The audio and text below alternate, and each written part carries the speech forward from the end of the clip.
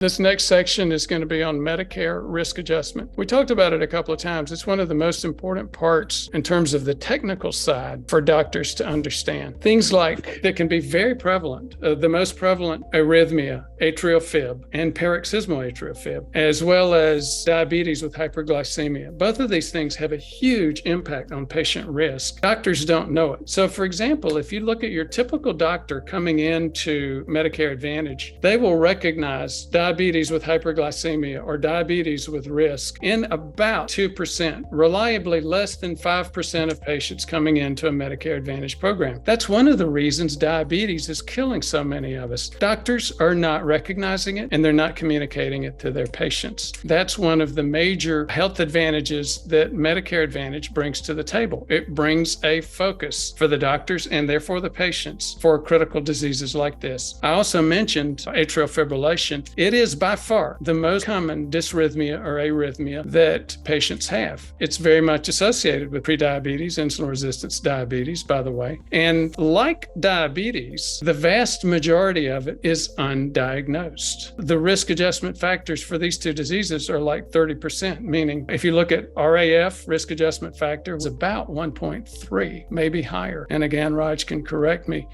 But that means that when I have a diagnosis of diabetes with hyperglycemia, I am 30% more likely to die than if I don't. And when you begin to understand the impact on America, so a doctor comes in, they have diagnosed this issue in less than 5% of their patients. The reality is over half of their patients have this problem. In other words, over half of Americans are walking around with diseases that are likely to kill them, 30 to 60% or more. They don't know it.